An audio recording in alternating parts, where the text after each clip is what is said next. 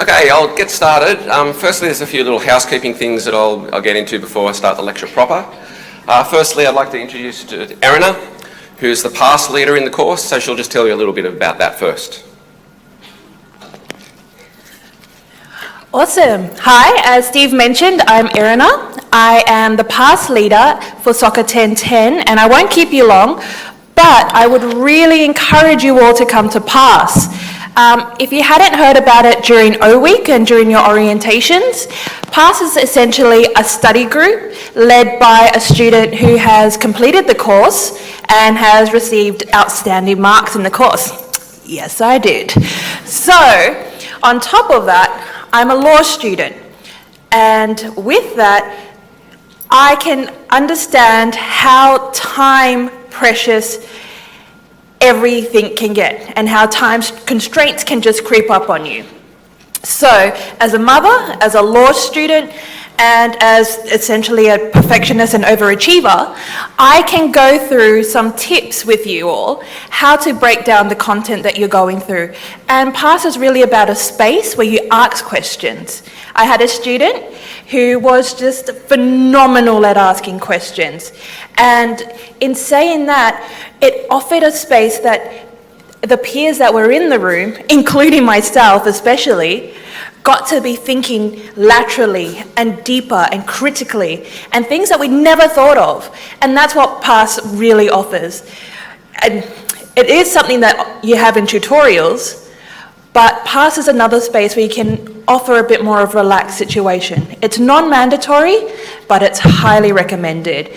And statistically, it's shown that there is a higher retention rate into your course if you attend PASS, as well as the fact that 1 hour of PASS equals 3 hours of solo study. So be time efficient, and we'll work on that together. The times for PASS are Tuesdays, 11 till 12 in room V108, which is just outside there. And then Wednesdays, 12 till 1, so I believe that's during a break of most of the tutorials, so feel free to come along. That is 12 till 1 in W308. I don't know where that is, so we'll find it together. So it starts next week. Don't come tomorrow. Hopefully none of you came yesterday. And I really look forward to seeing all of you there. Or maybe not all of you, only fits about 40 people. As many of you as can fit in that room. Brilliant. Look forward to it. Bye. Thank you. Okay, so just a few other things before we start about how the course works. Just so make sure you're in the right room. It's SOCA1010, Introduction to Sociology. Please make sure all your sound's off, phones and the mute your computers and that stuff, please. So the course is delivered in the kind of traditional lecture tutorial style, where you come here and hear the content, and then you go to a smaller session of the tutorial where you work more closely and get to ask questions and get to discuss the material and things like that. So your tutor, the person you meet in class next week, is your first port of call for all the stuff that you need in the course, particularly about assessment and stuff like that. So please make sure that you attend the first tute. There's been a few timetable issues and things that are in the wrong spot and stuff like that, and with the whole compulsory attendance thing, I know that's a bit stressful. So, there's no tutes this week. Ignore it if it is in your timetable. There's no tutes in week 1. Turn up in week 2. So don't worry about that if that's in your timetable.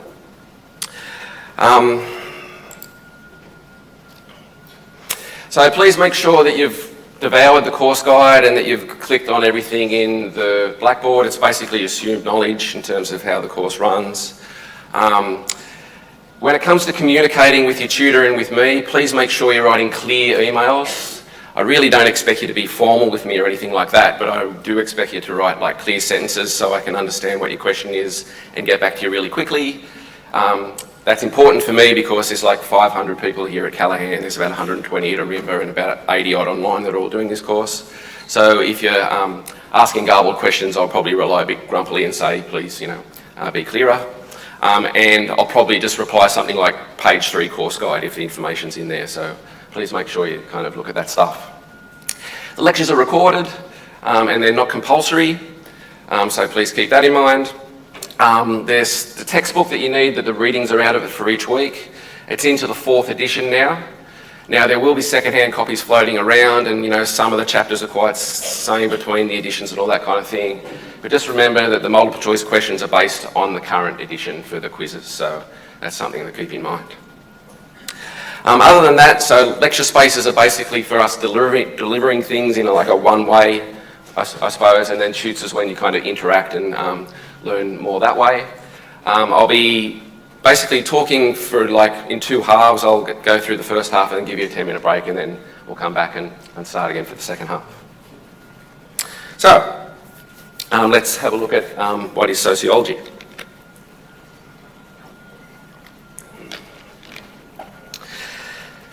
So I suppose at the end of the course, if there's one thing I would like you to have developed, it's a kind of critically oriented mindset to the things that you take for granted, to the things that you think are common sense, to the things you think, they just are because they are, or they're natural or whatever.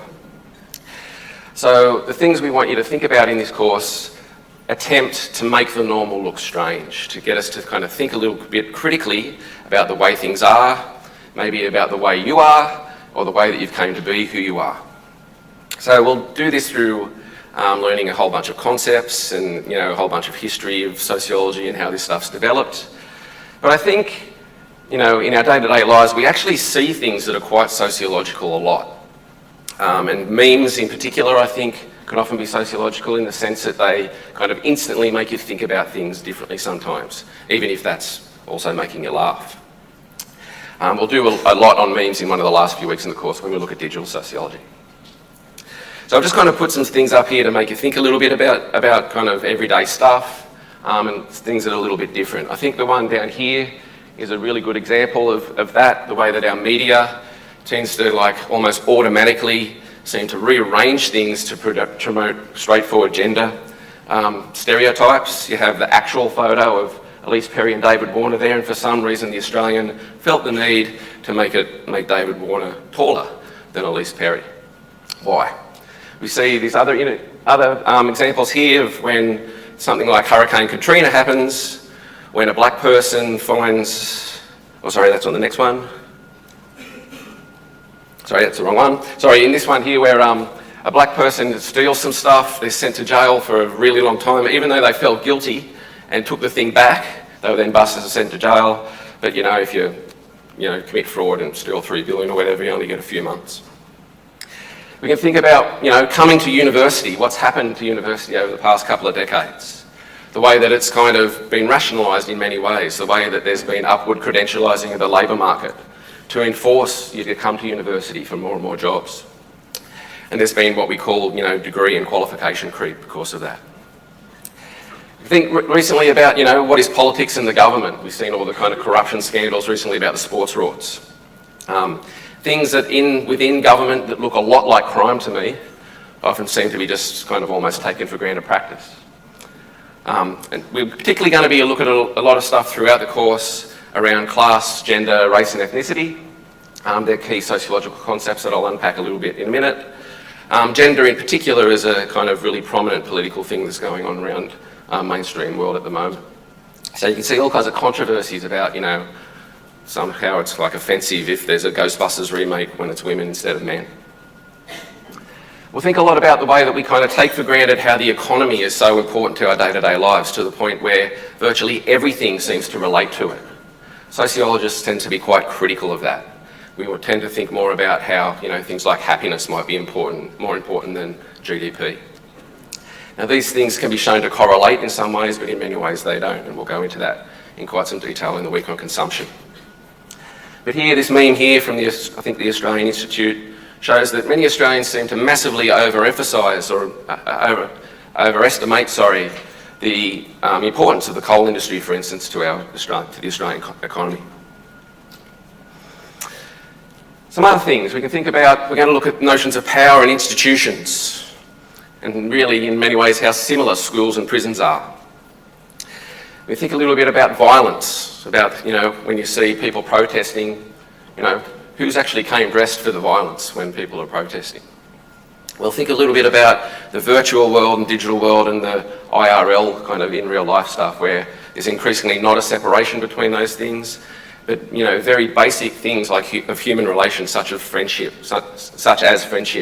have fundamentally changed as we connect with each other in more and more digital ways. We'll look at things like our own consumption practices. Maybe we need to think a little bit differently about Christmas, for instance, or the way that we try and, in some ways, regulate our own consumption in these kind of, sometimes meaningful ways, sometimes not so much. Sometimes they make a difference, sometimes they don't. Sociologists even want us to think about the idea of time through a kind of critical lens. Time itself is, in many ways, a social construction. Obviously, things exist over what we consider time, but the way we measure it, the way we relate to it, has all kinds of, different effects on us in terms of the way that we live, the way that we feel. There's kind of what some sociologists talk about eon time and environmental time. It's, over many generations and hundreds of thousands of years. But there's, factory time. It's only since the Industrial Revolution that we started to think about the day in terms of 9 to 5 and, weekends and weekdays. Before that, that wasn't so much the case. So our very relation to time in our day-to-day lives is, very much influenced by norms and institutions. So sociologists want us to think critically about all this kind of almost minutiae of everyday life, from the small to the big, and we want to think about how all these things interrelate. Sorry, my voice is struggling a little bit. So, let's get into some definitions then. What is sociology? Well, it's a kind of scientific study of the world. Very broadly, very basically, it's the study of society, but many disciplines claim to do that, and many disciplines do, but sociologists do it in a specific way. We don't just kind of write opinions about it, we do it through empirical research. So sociology tends to think of itself as a science. But as we'll go through the course, this has been kind of debated in many, many different ways. So sociologists themselves go out into the world and do research. Some do like huge surveys where they survey thousands of people and get quantitative data. Others do qualitative work where they interview and do focus groups, or they do participant observation and ethnography. But sociology needs data to be able to kind of construct its visions of the world. So this is really important. Very different to philosophy, even though many of the social theories we'll talk about today do sound a lot like philosophy, and in fact some of them are. But sociologists, in terms of the practice of what we do when we're not in front of classrooms in particular, we're out doing this research. So that's a key difference in that sense. One of the key things we want you to think about as a kind of introductory way of thinking about sociology is this relationship with what we call agency and structure, that I'll go into in more detail in a minute. And there's a particular concern, more often than not, with notions of inequality and power. Power seems like an almost common sense term that we all, think we understand, but throughout the course we'll show you very different definitions and very different ways that power works. So again, even something like power that's a sociological concept has many different meanings. So in that sense, we're interested in terms of how things stay the same, how some people benefit from things more than others, how some institutions dominate us or whatever. But sociologists are also fundamentally interested in the way social change happens. So there's the status quo in terms of things that stay the same, and there's social change, things that kind of progress or regress or evolve or whatever. And it's important to think about those things not in a kind of a linear way, as if like things are either getting better or worse. There's often things getting better and worse all at once. It's quite complex when we think about the way things stay the same, but also the way things change. You'll see that sometimes I'm not very good at following my own slides because I've done this lecture quite a lot, so I'll just kind of flick through it as I go. So yeah, it's particularly one thing we really want you to kind of learn in this course is, how to engage with knowledge, how to engage with information.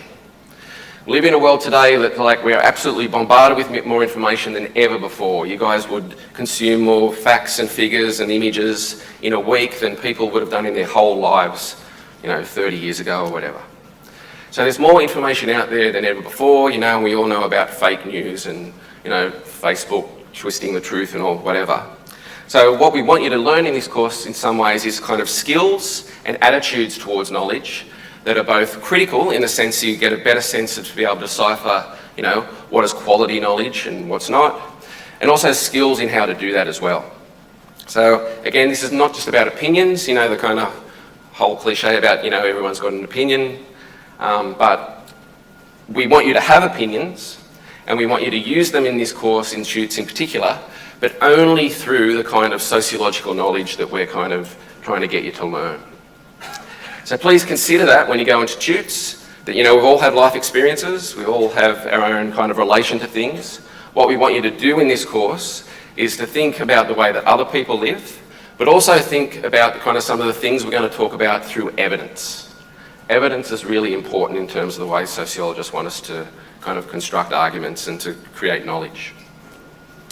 So this is particularly in opposition to journalism. Okay, so many of you may be studying to be journalists or work in the media.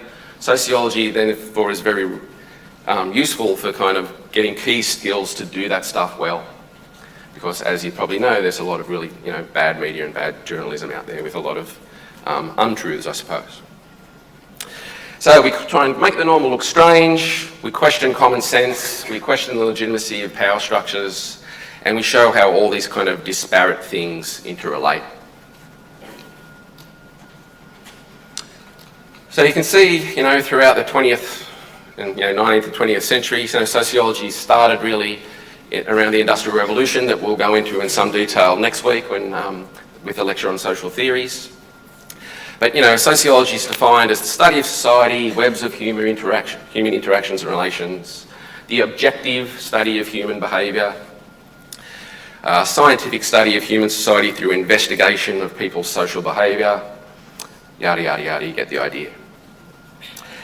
Much of the kind of 20th century, particularly the early to mid-20th century definitions of sociology, tended to treat it as an objective science. This idea that sociologists have the ability to go out into the world, remember that this is the world that actually produced them, so they're a part of it, and somehow look objectively at society as if it's in a test tube.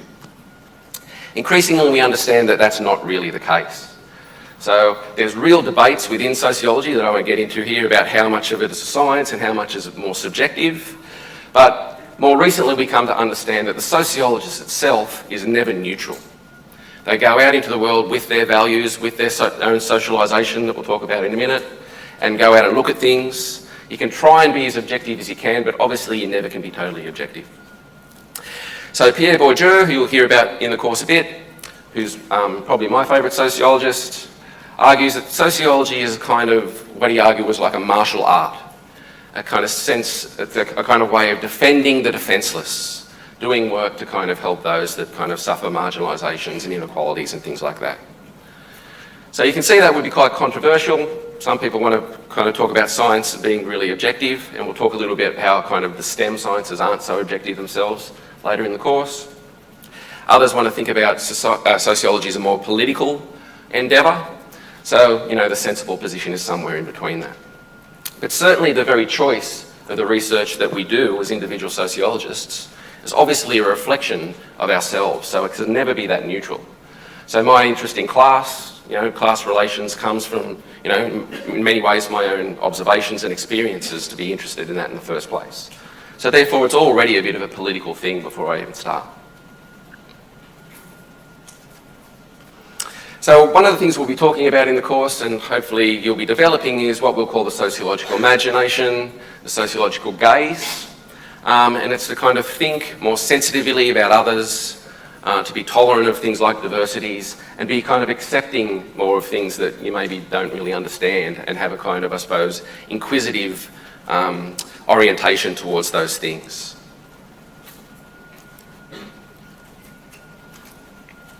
So the sociological gaze is this way of looking at the world around us, trying to like look for that link for individual or group experiences to kind of wider social structures, social contexts, eras, environments, these kind of things that affect the way that we live and play and work and all these kind of things. And I suppose for many people, some people kind of dismiss all this, but many people find it sometimes a little bit confrontational in terms that it threatens their understanding of the world. Others find it really rewarding because they begin to understand maybe some things that have happened to them in the past or things that they've observed in their own lives. A particular text that really got me into sociology when I first studied was a book called, by Paul Willis, called Learning to Labour, Why Working Class Kids Get Working Class Jobs. So like, you know, I grew up in Cessnock and left school in '92 and I went and got this electrical apprenticeship, and I still have absolutely no idea why I did that. Other than that's what all my mates were doing, you know, and all I really wanted to do was play sport. But then, you know, I eventually came to uni after, you know, having about 30 jobs and playing cricket for a while. And I got hold of this book and it just really resonated with my own school experiences where, you know, we basically were just there, you know, mucking up and not doing much and not studying and sometimes not even going. And Willis's ethnography about that, and then the kind of sociological imagination that kind of explained that to me, really resonated and got me interested in class and got me interested in doing research on that. And this can happen throughout the course, I think, for everyone. You'll notice in the first couple of weeks of the course, we really bombard you with a hell of a lot of information. Next week, we look at a whole bunch of social theorists, and it can feel a little bit overwhelming. Teaching this course for a long time now, I know that in the first couple of weeks that's a kind of negative feeling for students, but I think it comes to coalesce later on as these things make more sense. But certainly in week 2, we kind of provide you with a whole bunch of perspectives in a way of hoping you can find, you know, sociology or sociologists that, you know, resonate with your own kind of way of seeing the world or your own experiences. So please consider that in the next couple of weeks. We definitely do bombard you with a lot of information, but it gets better, I promise. So, the sociological gaze. Oh my God. So we want you to kind of think about how a bunch of disparate things interact. The agency and structure is a particular one that we'll look at in some detail in a sec. But, you know, seeing the general in the particular. How we all belong to certain categories and we also put other people and other groups in categories. And how we tend to relate to people that, you know, are more like us or have similar experiences as us, more so than others, and this tends to happen through socialization processes. We ask you, as I've kind of said many times already, that refrain of seeing the strange in the familiar, making the normal look strange, to think a little bit about how many of the things we take for granted, you know, are actually rather arbitrary.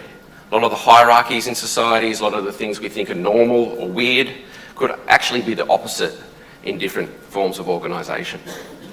I want you to think a little bit about the very idea of choice. How, like in our everyday choices, things that we assume that we have this kind of agency just to do, maybe aren't so much choices. Maybe they're more impelled to us by various societal pressures. I mean, I don't know how many of you would actually be here today if you didn't have to be for various reasons, right? Because you want to get a good job, you want to maybe get a good partner, make yourself more attractive, be able to have more stuff, you know, go overseas. I probably wouldn't be here either if I had enough money not to do that, right? So our choice here is something that we need to think about critically. We often associate freedom with choice, but in some of the stuff we'll look at later in the course, we'll see the very idea of the relation between freedom and choice can be somewhat more complex than that. Particularly in a consumer society where we seem to have so much choice, but really a lot of it's much the same. The other thing that's a kind of good thing to think about with the sociological gaze is when there's kind of large-scale events, crises, tragedies, things like that, and to think a little bit about how they came about. What are the historical circumstances that led up to this? What are some of the structural and institutional things that made it happen or not? And how could these things have been avoided? Sociologists are increasingly embedded in kind of scientific teams, for instance, to kind of think about how to avoid, you know, flooding or climate change and things like that. So the sociological gaze is kind of overtly, you know, critical sensitivity towards things that we take for granted. Throughout the sociological history, since it kind of became a discipline of itself in the kind of, I suppose, 1800s, there's kind of 3 traditions that kind of fundamentally interrelate. There's criticism, a kind of critical theory that comes from people like Marx, Weber and Durkheim that we'll look in some detail next week. So this isn't just criticism in the sense of, you know, just being critical for its own sake. Criticism here is really important to develop and reform policies and institutions and, you know, very broadly to hopefully make life better. So beyond the criticism though, we do research. So basically sociologists will see a problem, whether that's why kids from rural areas don't do as well in education systems as kids from urban areas, or why women get paid 80% compared to men, and these kind of actual social problems. And then we'll go into the places where these are happening and do some research on it to try and look at how this has come about, how it's functioning at the moment, and how things can change for the better. So as you can see, the kind of interrelationship between criticism and research there. And this then, not all sociologists do this, but many do, results in theories. Theories then become these kind of explanatory mechanisms for us to think more broadly about how the particular may be more general, or the general may be more particular. When it comes to theory, and you're going to see a lot of them in the course, you'll see some of them aren't so modest. Some theorists try to explain basically everything in their theories. Others are more interested in the more particular. I think it's really important to be modest about social theories, in that sense to kind of use them specifically for specific ends. I mean, I don't think any social theory can explain anything, and anyone that claims that they can, or any theory that claims that they can, you should be suspicious of. But also, one of the things that students experience in this course is the way that theory is always used. It tends to be expressed in quite complex language. And there's a few reasons for this. Firstly, language itself is something we take for granted. Language actually has a hierarchy of power embedded in it that we'll go through in some detail throughout the course. So just to reproduce criticism of society through everyday language is problematic, right? Because it will then be embedded with those very hierarchies that are the problem in the first place. So theorists tend to kind of come up with their own terms, or they often take terms that have a common sense meaning and make them mean something else. Very deliberately here to try and make us think differently. So there's that. That's an important thing to consider. So theories can be sometimes quite difficult to get a grip of, particularly when you're reading the original author. And throughout the course, we'll do our best to kind of simplify those things and make them much easier to understand. The other question we get is like, why do we have to learn theories? It's kind of that, why do you have to learn algebra or whatever when you're not really into maths? That it's like, only useful in academia, it won't be useful when you get out into the labour market or whatever. Well, it won't be useful if you don't want it to be, but it really can be. If you're learning, to actually understand the position of someone that's kind of from an unequal or marginalised background and you're working in some kind of institution, these kinds of understandings can fundamentally help you be better at your job. They can promote not just a kind of interpersonal empathy, but like a more general understanding how the world works and a way of kind of actually helping people out that has a kind of more, I suppose, general and concrete understanding of the world just in that one-on-one relationship. So there are real practical kind of measures, practical practices to be using theory in your day-to-day existence outside of university. The other thing you might find though, if you get more and more into sociology, is sometimes it's hard to turn it off and it becomes really annoying. So you kind of actually going out having fun with your mates, drinking or going to the footy or whatever. And you find yourself start thinking sociologically, and this can be a bit of a turn off. So it's one of those things sometimes that I still have to manage to kind of, stop thinking critically and just, enjoy yourself. I have found alcohol helps with that quite a lot. Okay. So, I suppose one of the key relationships, sociological relationships that we want to consider is this idea of structure versus agency. Now, before I try and explain this, I want to kind of almost deconstruct it first to point out that this is way too simplistic to understand things. Structure's over here, agency's over here. Really, more complex social theories understand that these things are kind of fundamentally intertwined all the time. But in terms of a way of thinking, a kind of thinking experiment, breaking these things up, structures and agency are a good way to think about the kind of general and the particular, society and the individual, these kind of broad things. So structures, very broadly, are the things that kind of impede what we do in day-to-day life. They're things that stop us they're things like laws and education systems. The media can be seen as structural things. Capitalism is certainly a structure, the relationship between those that own and those that don't, that we'll look at a lot throughout the course.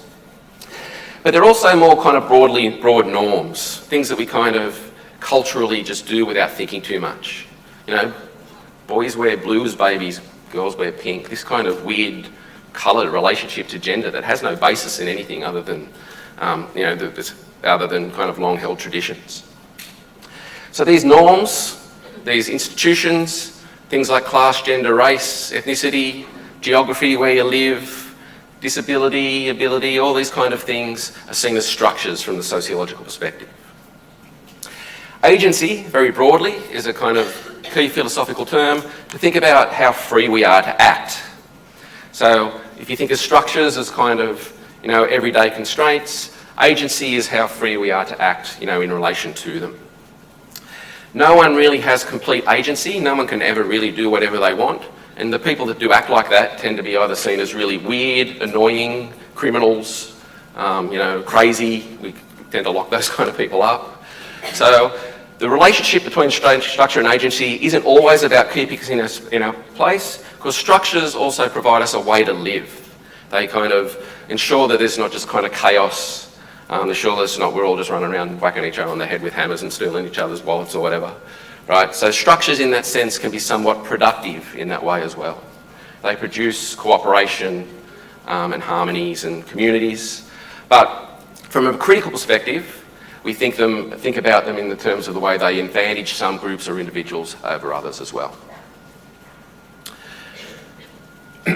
So again, this want you to think fundamentally here about choice. How much choice do you have? How much in terms of relating to your agency to be what you want to be, act how you want to act. We'll look at all kinds of interesting ways of thinking about that throughout this course.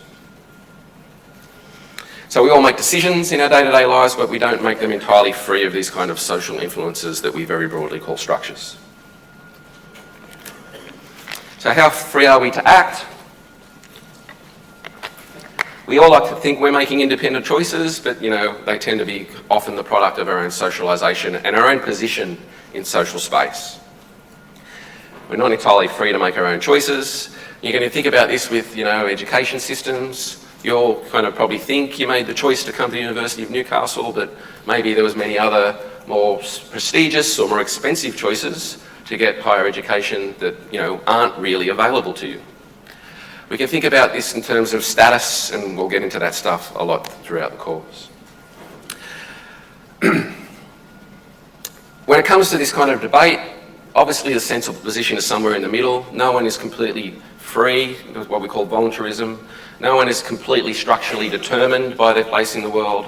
And you'll see that most of the social theories we look at throughout the course, have a balance between those two positions. So we're strongly influenced by the way that the world is organised, but individuals, it's important to note, also shape the way that structures evolve over time. So again, this is kind of, to and fro kind of a relationship between individuals and the wider world. So it's important not to think about people as kind of passive puppets, on the strings of social structures. But it's important not to think about people as being these kind of free existential beings, being able to, do whatever they want, whenever they want.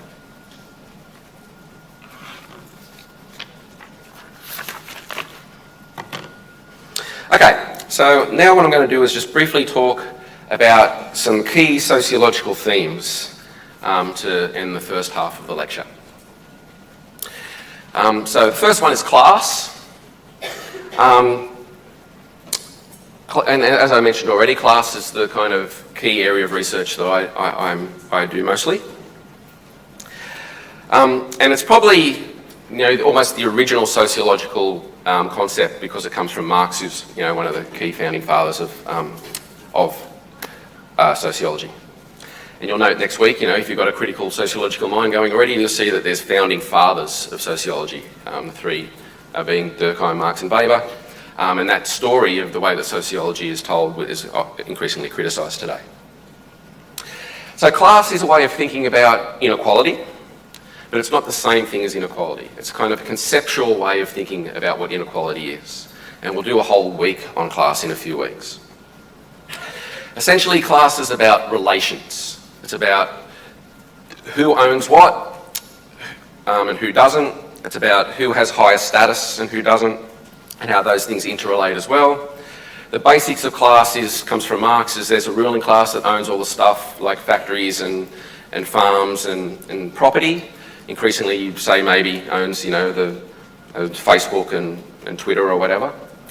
And those people, you know, own the key ways of the world produces things. And the rest of us, you know, the 99% that don't own those things, have nothing but our own labour to sell to stop us from starving. So this is Marx's key relationship there. There's the rulers and the workers in that relationship. More recently, we kind of think about these relations in much more complex ways, but it's, you know, class relates to how much stuff you have, you know, how much money you have, how much property you have. But it's not just about economics and materiality. Increasingly, we understand class relations through more symbolic and cultural means. Things relating to things like status and stuff like that. So we'll think about status in terms of work, how, you know, white collar work where apparently, you know, you think more and, you know, you're smarter is apparently higher status than blue collar work if you're working more with your body. Despite the fact that I would argue that those people, you know, people that collect the garbage are probably, you know, more important than lawyers, for instance. So we think about these we want to think about these things that we take for granted, about why some things are deemed better, more classy, you know, more moral, have higher value, and by value there I mean kind of symbolic value, not monetary value, and how this relates to class. Who gets to decide, for instance, that, you know, Shakespeare is better than, I don't know, Harry Potter in terms of, you know, its intrinsic worth to society? Well, some critical sociologists would argue that it's not. There's a rather arbitrary relationship that happens within something like literature, and basically what Shakespeare does is just reflects the taste of a whole bunch of white male academics who work in institutions like this, who are the ones that get to decide what's tasteful and what's good. The more popular stuff is apparently vulgar and stupid and all that kind of thing, is kind of left out of that, and this is a kind of then class status relationship where those with more cultural power are the ones that get to decide, you know, what's good, what's tasteful, what's cool. So we'll look at various instances of this in the week on class in particular. Second key area of thinking and three category in sociology is gender. We'll look at this a little bit through the kind of nature-nurture debate and socialisation that I'll talk about a little bit in the second part of the lecture today. How much of who we are is biology or nature, what we refer to as nature anyway, and how much is culture or nurture. So that's the nature-nurture debate. So I've kind of spoken a little bit already about, you know, the kind of, you know, weird thing we do with colours with babies. Boys, you know, have always been wearing blue and girls pink. You know, I know increasingly these days these things are kind of not so much the norm and critically engaged with, but they still are the norm overall. Even, you know, this, the way that we give them different toys, you know, Tonka trucks for boys and dolls for girls or whatever. These things from a really early age are socialising gender on top of sex, I suppose. There's some really even interesting studies done that where if you hand someone a baby and tell them it's a boy, the person will treat it and hold it more roughly than they will if it's a girl. So even that very kind of, the way that we kind of touch a baby and hold a baby seems to kind of pertain to how we treat sex and gender. So we'll talk about the definitional differences between sex and gender, when we'll go into kind of the inequalities that come out of what we call a patriarchal society. Why are women still paid less? Why do women, even with full-time jobs, still do most of the housework and looking after the kids? How does, you know, fundamental economic changes such as the casualisation of the labour force affect different genders differently? We'll look at notions of sexuality and why some are seen as normal and some are seen as deviant. And we'll kind of, you know, think about these things through various contemporary examples. You know, the rise of anorexia, particularly in the 80s, things like metrosexuality became a really good marketing term in the late 90s and early 2000s, where some people argue that, say, metrosexuality was a way of men to express their kind of inner femininity. Others started to argue that it was just a really good marketing exercise. So we'll look at these things quite critically throughout the course. The third key sociological theme is race and ethnicity. Again, we'll look at the definitional Differences between those concepts, between race, a kind of scientific category, and ethnicity, a cultural category. We'll talk a little bit about how, the very idea of race as a scientific category is increasingly flawed. We know now that through genetics and stuff like that, that the differences between so-called races are often less than the differences within them. So as a scientific category itself, it's increasingly seen as problematic, I suppose. But we still use these categories a lot to kind of think about who we are, think about who others are, and particularly the way that we kind of relate to other cultures and how we often, I suppose, position other cultures and other people that aren't like that as threats to our way of life or whatever. So we'll look at kind of various examples of this, notions of scientific racism, cultural racism, think a little bit through notions of discrimination towards migrants and refugees, which is a particular sociological issue today as the world becomes more interconnected and more mobile, and there's push-pull factors between the way that people move around the world. We'll do a week on Indigenous sociology, think a little bit about what it means to be an Australian. Is there such thing as Islamophobia in Australia, and what that means in terms of the way groups interact. And we can even think about this in terms of, the very notions of whiteness. Whiteness itself hasn't necessarily been studied for very long in sociology because it's just, again, treated as the norm. A really good example of how a discipline like sociology itself can, for long periods of time, have embedded sexism and racism and stuff like that in it. And it needs to constantly develop to kind of avoid having those things. So, whiteness itself becomes a category, and we can study that in terms of notions of privileged. And we can also see the way that kind of white cultures seem to feel the need to constantly culturally appropriate stuff from other ethnicities in their leisure practices in particular. So I'm kind of, running through some different ways that we're looking at those as kind of problems and some different kind of sociological ideas to consider, why this is the case. The fourth one is power. So as I said, power is a kind of almost common sense everyday term, but sociologists tend to have a million different definitions of it. And different sociologists will have a different concept of the way power works within their kind of social theory. So we can think a little bit about who has it or who doesn't. Is power actually something you can possess, or is it more, through the relationships within different social spaces or institutions? I mean, at the moment, you would all probably think that I have power over you. I'm your lecturer, I'm the course coordinator. You can see the way that this room, the architecture of space, has been set up to create a power relationship, right? Where you're in those uncomfortable chairs facing me quietly. I've got the expert lectern out here that denotes that I'm the speaker. So with here, I kind of might have power over you, but that disappears outside of this institution. If we meet, in day-to-day life, in the street or in a pub or whatever, right? So power in that sense is quite contextual. So when is it legitimately used and how is it used? Is it always top-down? Is it everywhere? Do we wield it as individuals? Does money equal power? Does knowledge equal power? Does white male equal power? So again, we'll be thinking about, through various critical theories about how power is dispersed throughout society. Very broadly, there's kind of those top-down ideas of power where, say the ruling class has it, over the working class, where men have it over women, things like that. So these kind of hierarchies of power.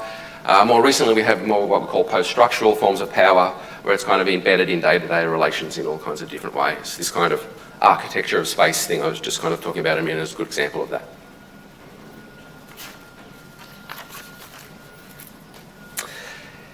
So, one last thing to consider all these things, I suppose, into one, combine in a way of thinking about ourselves, is the way that kind of our class, our race and ethnicity, our gender and these things kind of relate to what we think of ourselves and what we think of other people.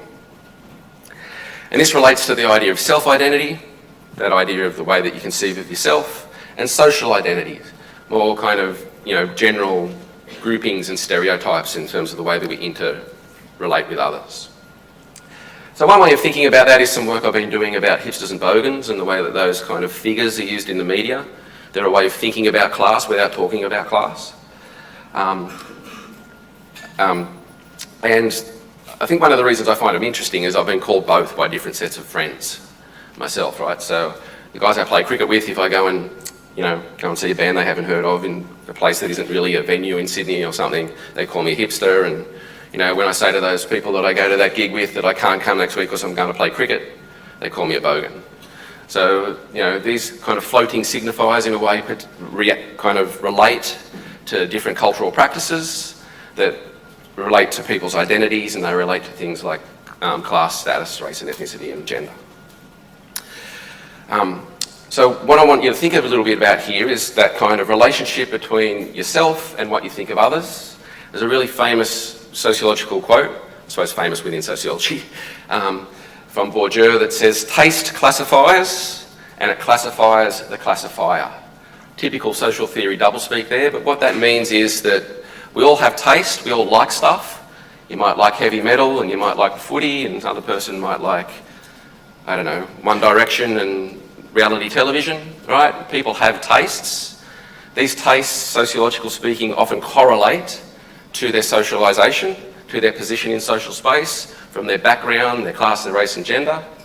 But importantly, those tastes, in terms of the way that we use them and the way that we categorise others, classify you. So if you call someone a hipster, you're classifying them. But remember, one person's hipster might be another person's bogan. So that classification that you make actually is a way classifying you. It's you kind of expressing where you fit in the social hierarchy in relation to others. We don't often have a kind of, I suppose, objective sense of where we fit into those structures. And this is often a way that we express those things. So this is the relationship here between self-identity and social identity. And I suppose it's one of the key relationships that we'll be asking you to reflect on as we kind of go deeper into some of these categories throughout the course. Okay, I'm going to leave it there for just 10 minutes to have a break. So I'll be back talking at 1:03.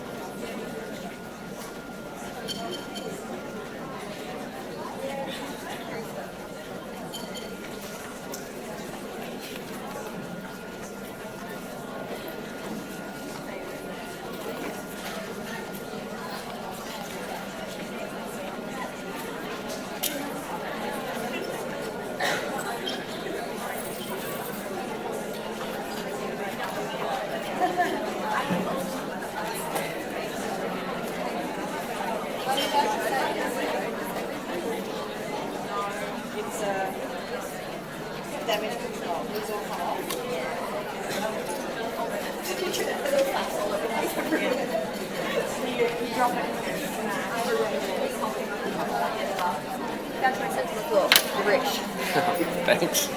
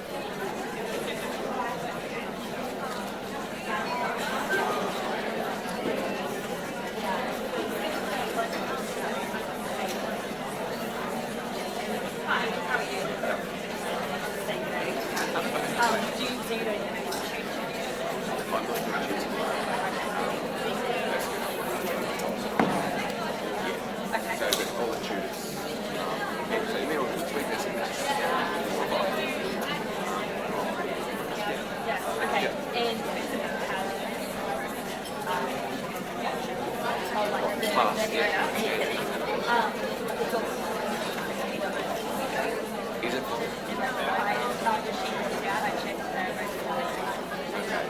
So,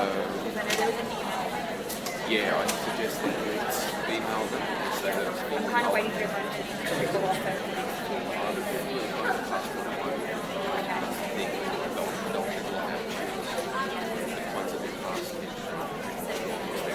So, yeah, send that It was empty yesterday, like I would say that everyone should do it. yeah, she was up there. So, yeah, email the person and say that you talk forward to them. Say that I think it's They were like, oh no, yeah, got to do it all. yeah, and then what might happen, they might put a percentage on it. Okay, alright, well, very good. Okay, good. Okay, well, nice to meet you. Okay, good luck.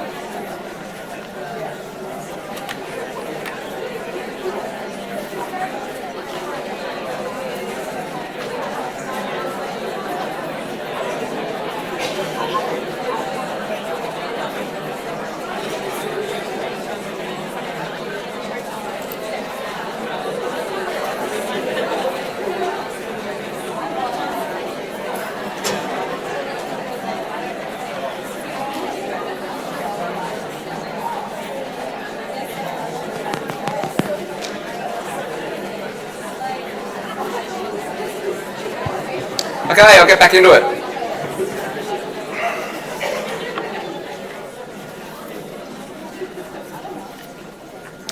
Okay, so in the first half I just had a very broad introduction to what sociology is and some of the key concepts.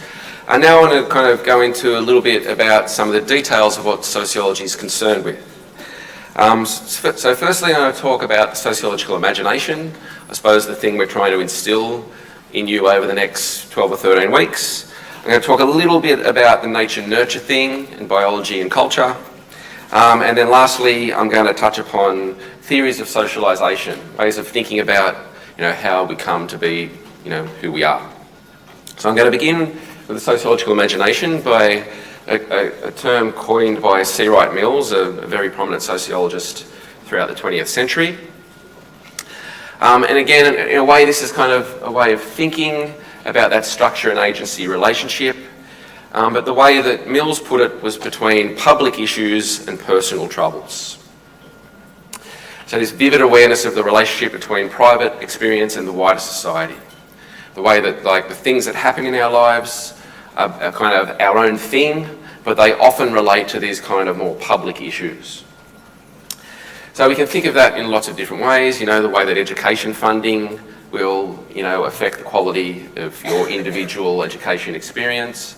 Think of way, health funding actually has profound effects on who lives and who dies. If there's waiting lists for surgeries, people will die on those lists. So these relationships between private and public, can be so important that it's about who lives or dies. So this stuff can really matter.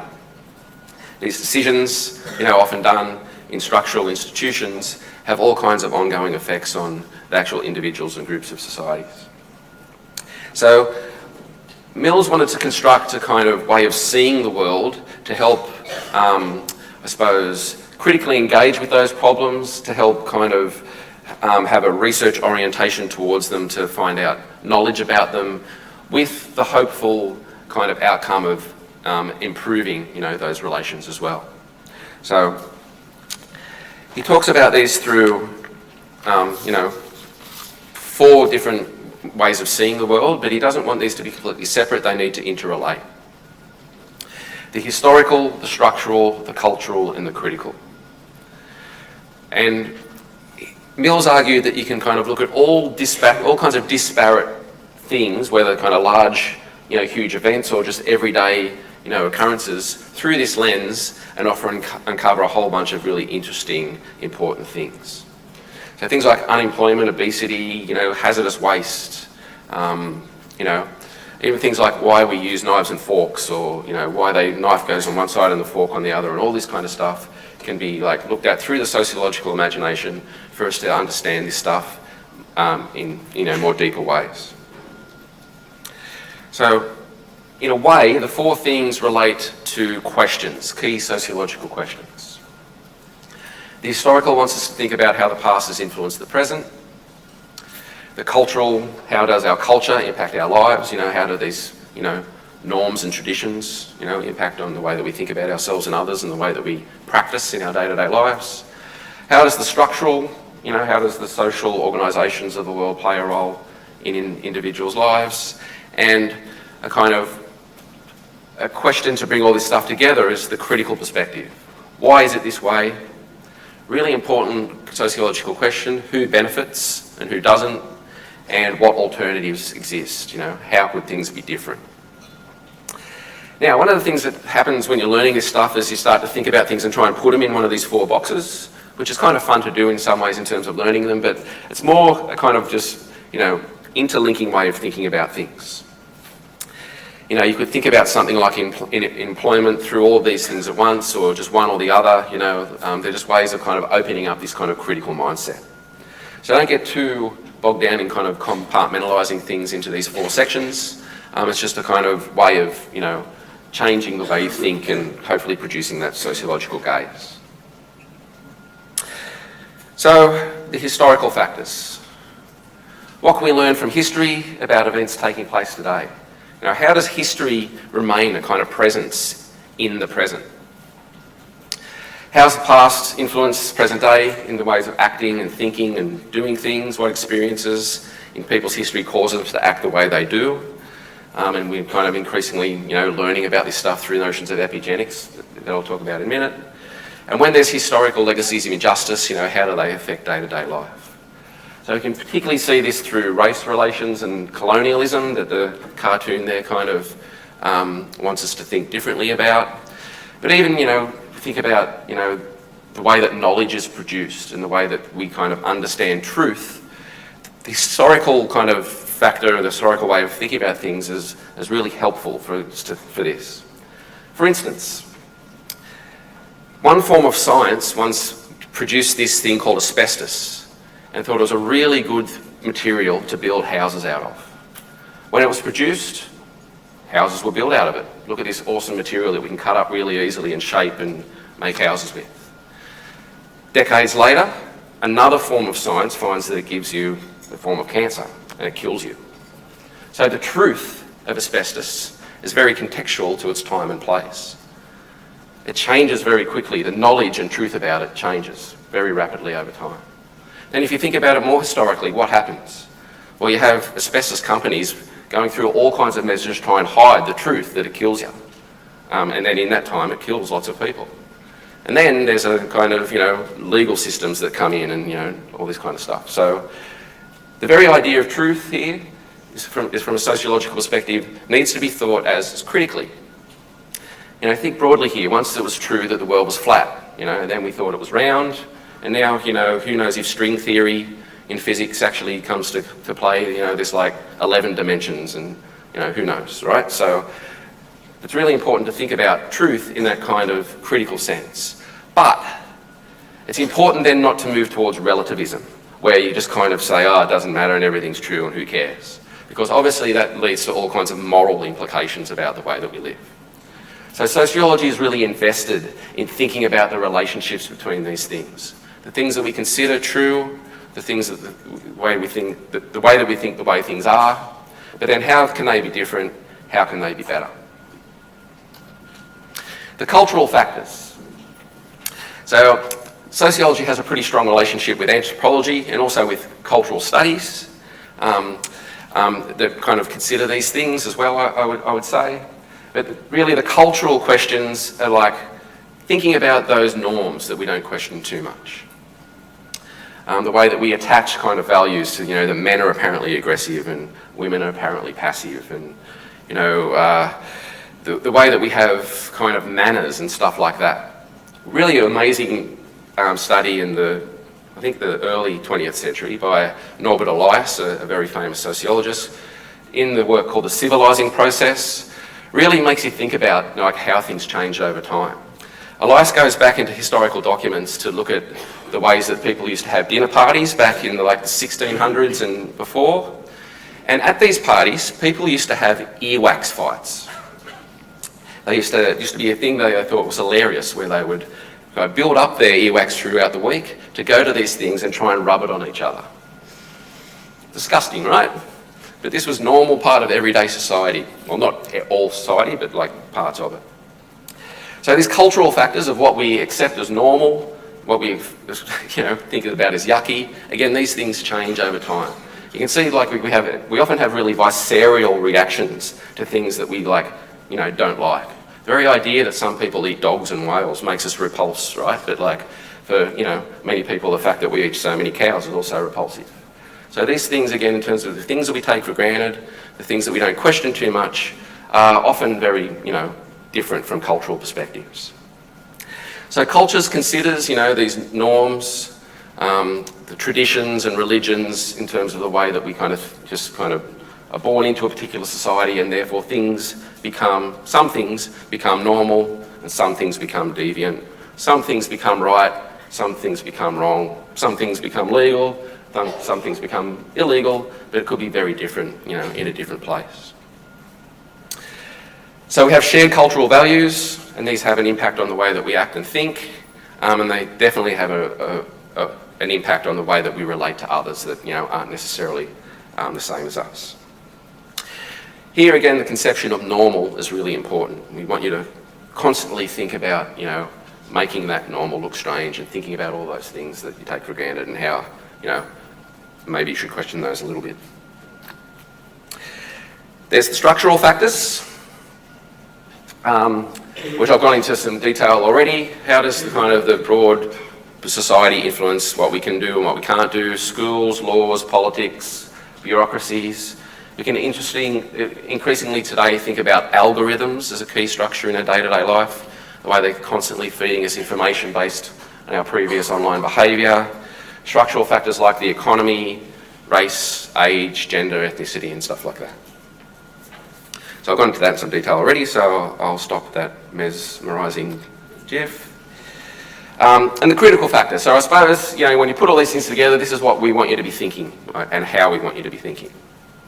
Now I'm kind of standing a little bit here, I'm trying to brainwash people too, but it's not like that. It's just like a way of kind of thinking about the world that's, different than the things you take for granted.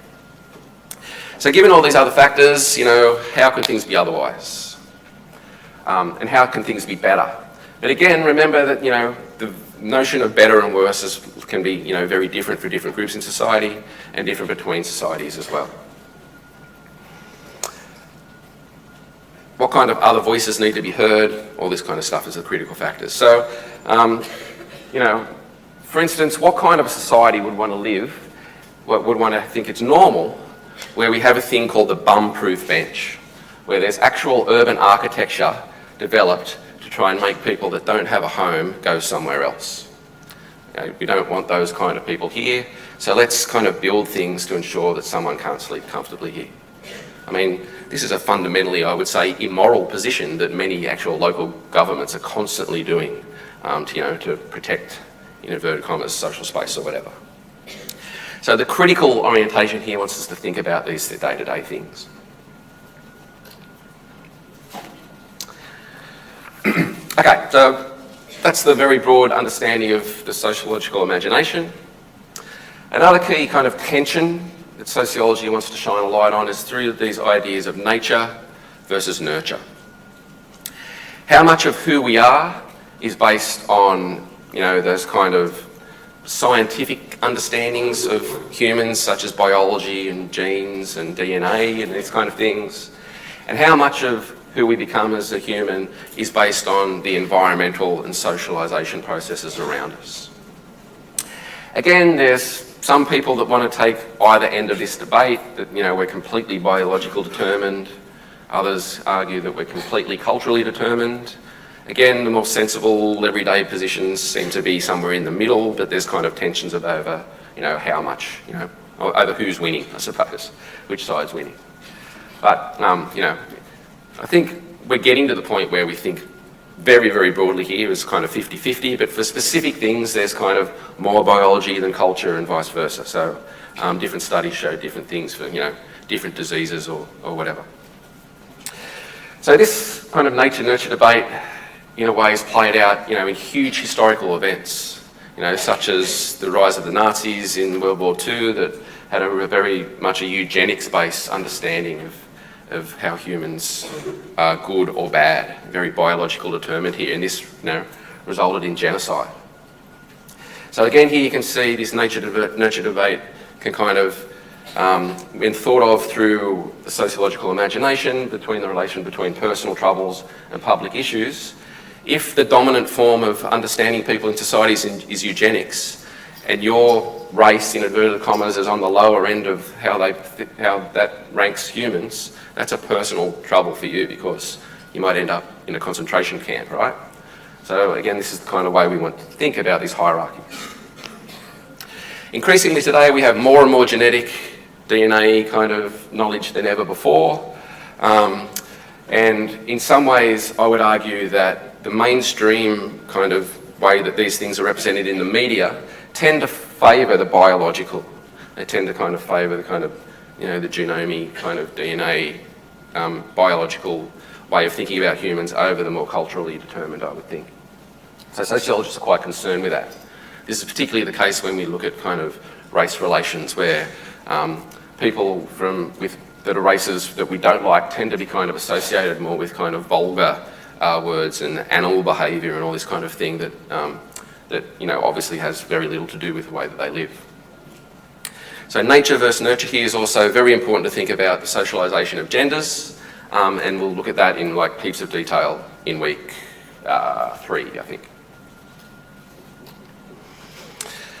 So as I was kind of saying, that this increasing kind of genetic self, where this is actually becoming an industry. People want to be able to kind of, maybe even regulate their babies or screen out diseases and all this kind of stuff. So looking through this stuff through a sociological lens, we can see in many ways that how this could, in some ways, create progress and freedoms for us and make life better. But it also is very likely to create all kinds of inequalities. And those who can afford these technologies more than others will obviously be benefited or not. There's been the rise recently of a science called Epigenetics that shows how there's kind of environmental conditioning from previous generations seems to mark our genes and have some kind of positive and negative effects. So we can see here that the stressful situations experienced by previous generations, such as famine, sickness, high stress environments, particularly in the reception of violence, can be passed down through generations. So I would say that this is a really good example of that kind of 50-50, social versus biological way of thinking about the human in that sense.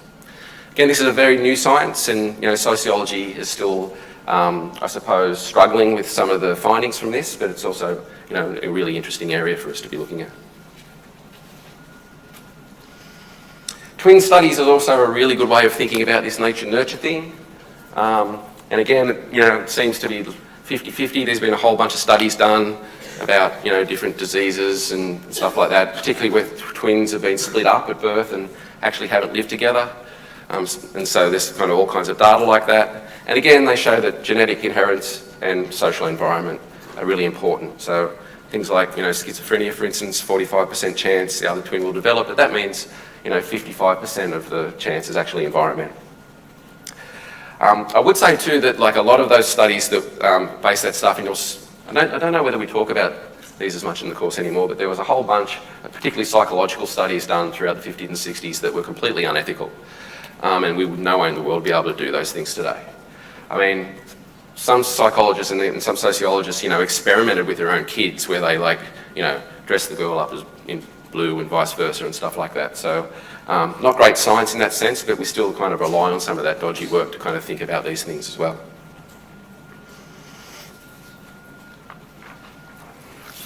So in terms of that nature-nurture thing, and if we think about the nurture side of things, we want you to consider and think about the processes that we all go through called socialization. Now there's many, many ways to think about socialization. There's lots of different theoretical ways to think about this, so I'm just going to touch on some of the really basic ones here. And as I said before, not one kind of theory of socialization can cover everything, but they can offer kind of, I think, different aspects of it for us to help think about how it works. So the socialization theories that are particularly concerned with our really early lives, the argument here that those really first, maybe 10 years or whatever, the age kind of changes in different theories, are obviously really important in terms of the way that we become oriented towards the world, the way that we kind of accept some things as normal and weird and that kind of stuff. So in particular, there's this kind of socialization at different levels that sees primary, secondary and tertiary socialization. Primary being that really early time, that infancy, that early childhood, it relates to that kind of handling of rougher or more gentle that I was talking about before. And this is the fundamental influence on the socialization process here is the immediate family, particularly the parents. As children get a little bit older, they move out into the world a little bit more. We move into what's called secondary socialization. Occurs a bit later in childhood, and peer groups, social institutions such as school become an influence, and the mass media become an influence as well. Some have argued that the mass media should move up into the primary socialization thing as, we look at screens more and more and at an earlier and earlier age. Lastly, there's the tertiary level, and this is kind of as you through your teens, you kind of become the person that you are, but then you move out into the workforce. And this is particularly this kind of forms of socialisation that happen that fundamentally change your life. You might go to jail, or you might move to a different country, you might get divorced, you might become redundant, you might, these kind of things. So, and these things can then have a profound effect on your socialisation. So this idea that socialisation just kind of gets to a point and stops isn't really the case. We're always being socialised. We're always kind of, becoming someone else in our day-to-day lives in many ways. But really those important things in terms of the ways that we feel comfortable, the ways that we start thinking about our self-identity versus social identity occurs in those kind of particularly first two categories, I suppose. So that's a kind of step-by-step way of thinking about it. Charles Horton Cooley wanted to think about this at a more kind of everyday level, the way that interactions, the way this happens through interactions, and coined the term what he called the looking glass self. And this talks about how our sense of self is developed in the way that we imagine others perceive us, kind of self-regulation, and the way that we then kind of mimic others or try not to be like others who we don't want to be like through that process. We use others as a mirror to construct our sense of self. You can see here this is quite psychological kind of stuff, and there's a kind of blurriness between the fields of socialisation, between sociology and psych. So for Cooley, this occurs in three stages. We imagine how we appear to others, we observe, others react to us, and then we kind of develop feelings about that, we react to it, and then we kind of, from those judgments, and then we kind of, perform a version of ourselves based on those things, and we construct a way of being. I do like this, but I particularly like Goffman's way of thinking about this that I'll get to in a second. Mead is a really, really important theorist to think about sociology as well. There's kind of, you'll look at next week a little bit how there's kind of three traditions of social theory. There's the critical, there's the functional, and there's the symbolic interactional. And Mead's kind of seen as one of the founders of that. And again, this is kind of thinking about those kind of day-to-day ways that we kind of develop ourselves. So we can think about like institutions that you're in now as kind of being influential, but it's not really enough to think about what's happening. You need to think a little bit more closely about what's happening in the moment, in the situation, about how we relate to each other. And Mead's and the symbolic interactionists between that are really, I think, helpful for developing the way that humans relate to each other. So again, this is quite similar to the looking glass self. We interact with others, we learn behaviours, and for Mead there was like the self, who we are, is constituted in two parts. The I and the me. The I is this kind of active thing, impulses, instincts, behaviours. This is kind of, the I is kind of what I'm doing now because I'm not thinking too much about myself, I suppose. The me is that kind of social self that conditions the I to behave. So there's this kind of interaction between these two things. A kind of inner monologue that develops, that we develop in relation to how others perceive us and the different social spaces that we're in. So Mead suggests we're in a kind of constant dialogue in ourselves, self-regulating to kind of try and fit in as much as we can, to conform in particular. Conformity is a really important concept to think about socialisation. Because we don't want others not to like us, and we don't want to kind of stand out too much. Now obviously that's not always the case, and some people actively try and stand out, dress differently and things like that, but we'll talk about reasons for that throughout the course as well. The last kind of socialisation theory that I want to touch upon, again this stuff will come up throughout the course, I'm just kind of flagging it now, is Erving Goffman's really kind of foundational, almost canonical kind of work on what he called the presentation of the self in everyday life. The fancy theoretical term for this is dramaturgical analysis. Goffman kind of is relating to this idea of the world's a stage. That we're born into this world and we very quickly learn to play our role within it. We learn the scripts and then we adjust our performance based on the different, social situations that we're in. So again, you can see how this relates to the other two that I've been talking about. I suppose this is a little bit more broadly to think about the way that we kind of act.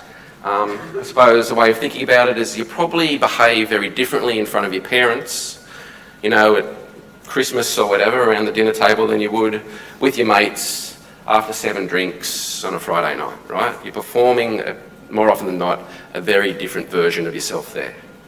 So Goffman talks about this in the sense that we're socialised into the world.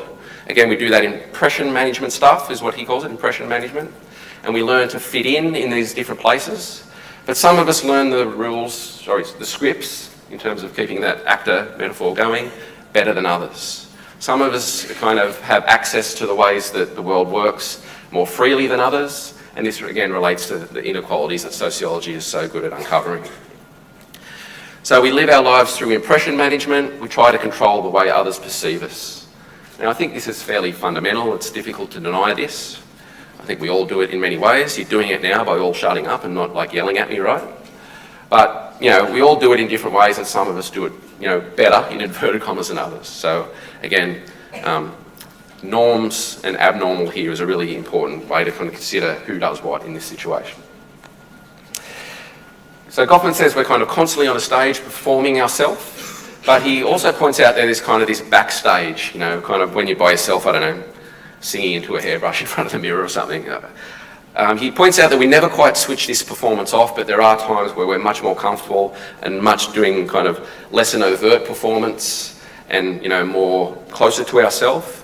And the further we are away from our more comfortable experiences, the more likely we're performing, and more stressful that's likely to be as well. Importantly, someone like Pierre Bourdieu, that we'll look at later in the course, takes these kind of ideas and thinks about why people then self-exclude from spaces. Particularly, you know, people from, you know, disadvantaged backgrounds tend to self-exclude themselves from places like universities and museums. Of course, that's not for the likes of us. So again, this impression management is a kind of way of thinking about how we relate to each other. So socialisation is a fundamental way for sociology to think about that agency versus structure. People are socialised into different parts of society, in different classes, in different places, as different genders, different races and ethnicities, and all this kind of socialisation, therefore, relates to those categories as well, in terms of, you know, what are the possibilities of putting your choices into action. Okay. So, again, bombarded with a lot of kind of new concepts. So don't be too concerned if the, you know, they're not just kind of coalescing in your brain at the moment and you fully understand them, because that's what tutes are for in particular. You can talk through these things there. Please, please make sure that you're attending the tutes. I'll go into a little bit about the compulsory attendance thing at the end. Importantly, I think it's important to point out that sociology is really diverse in the sense that I don't know, this is a thing I sometimes do in tutes. I try and get someone to kind of come up with something that a sociologist hasn't studied. I mean, we study the kind of macro and the micro, the, you know, the global and the local. It's really diverse in terms of what our object of study is. And certainly politically, there's kind of sociologists on the left and right and all that kind of stuff, but I think for the most part you will find that sociologists tend to have a real concern with social justice and inequalities. So yeah, in that kind of sense, sociology is really diverse, but it does tend to have a kind of humanistic bent to it, I suppose. Importantly though, getting back to kind of, you know, what I was saying earlier here, that's really important in terms of the empirical work that we do. We don't actually look at research methods much in the course. You'll look at those if you're doing kind of more specific degrees where you go into this stuff deeper. But like the research methods that we use are really important to make sure that we're, you know, not just out there kind of picking and choosing evidence to promote and create the things we want to say, that we're kind of, you know, really finding data, meaningful data, and using it honestly. Most sociologists are also like fundamentally invested in that process as well. But like any field, you do get some charlatans, but for the most part, people are really kind of overtly almost anal about their methods in terms of showing their work, I suppose, to ensure that it's legitimacy. So it's really diverse, and in concert with that, you'll see that you've got a textbook that has like 40 chapters or something in it, and we only really cover 13 in this, so, or 12 I think, or whatever. So you can see that there's many other things in the course that we can't really cover in an introduction to sociology like this. So please feel free to check out those other chapters as well, and you can probably use them in your assessment if you really like to. But for the most part in this course, we'll be concentrating on those basic factors that I was talking about earlier on.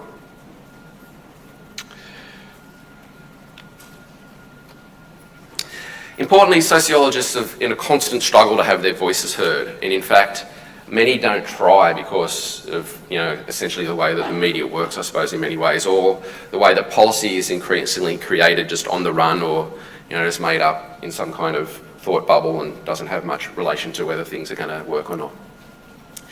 But there's been a kind of real, I suppose, crisis of confidence in sociology over the past 20 years about what's to be done about this, and your textbook's called Public Sociology, and that relates to Michael Bourdieu, who's a really prominent global sociologist who argues that sociologists need to kind of get involved a lot more, move out of the kind of ivory tower and do stuff publicly more and more to try and have an influence, particularly because economists tend to dominate the narratives of our mainstream media.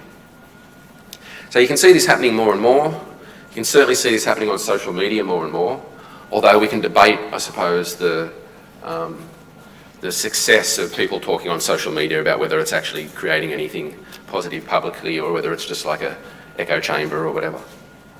But certainly there's lots of increasing sociologist activity in the media. I've kind of given you some links there to some stuff that people in Newcastle have done if you want to check that out.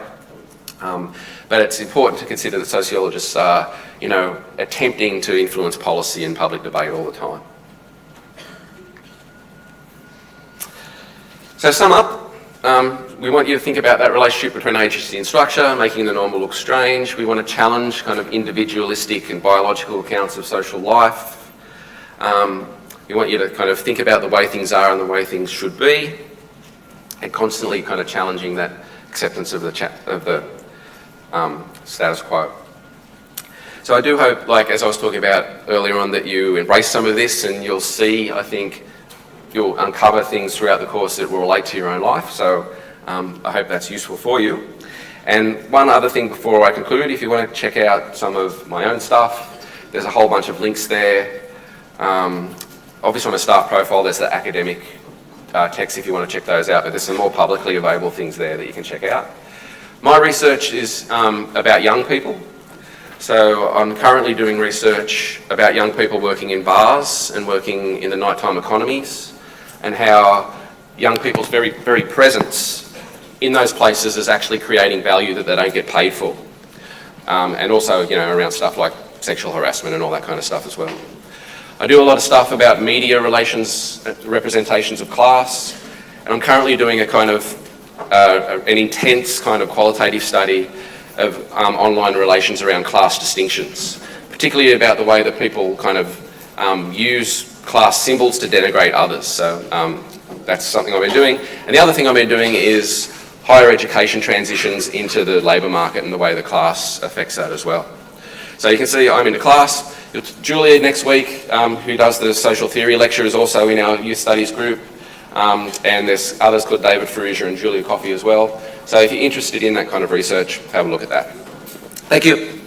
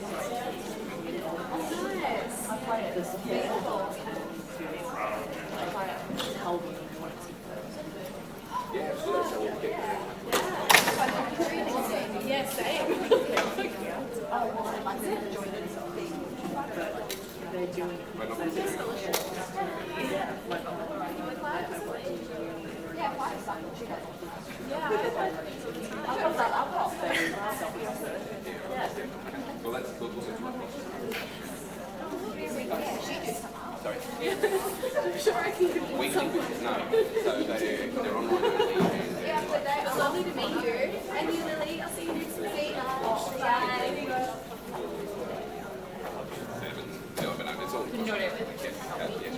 Sounds like you need Did you use a youth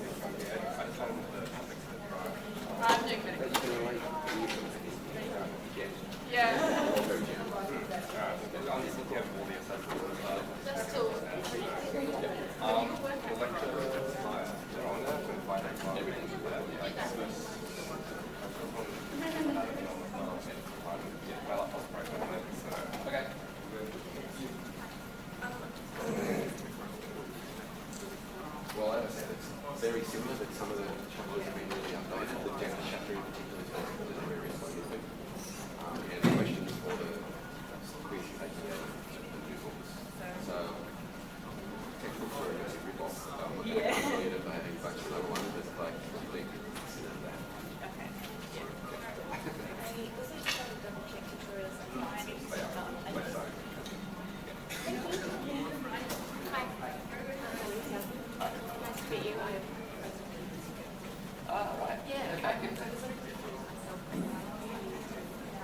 Okay. No worries. Yeah. And make sure you send it to you. Yeah. Yeah. And it comes up quite a bit efficiently. But then I take advice on other things, so like later on. Yeah. Yeah. But you don't know your tutor, yet. You don't know.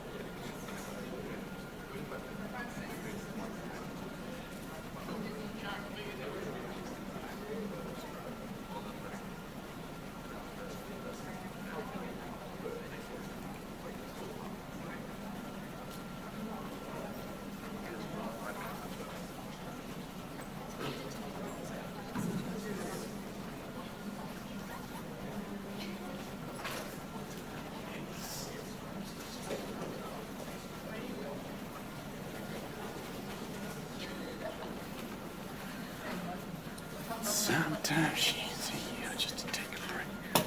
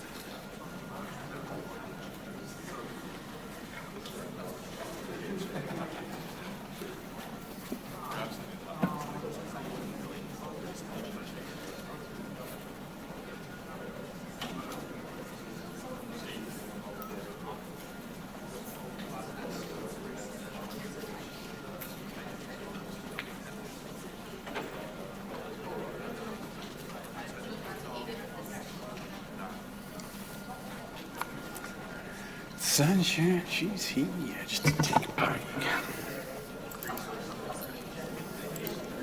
I should probably warn you, I'll be just fine.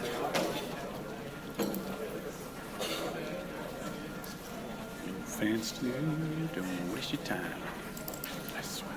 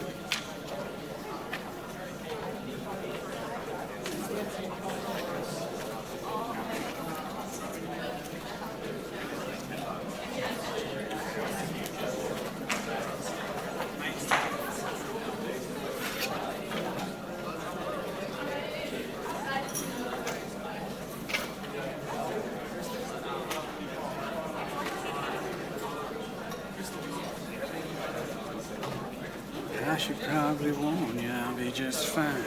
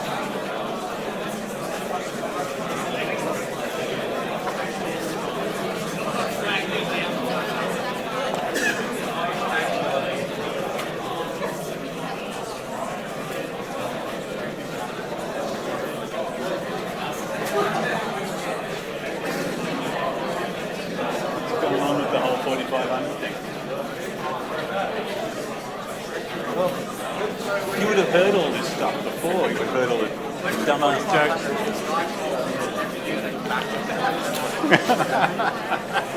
Oh, I see. So you're doing that with your education. You're going past first. I like it. I attended it last time.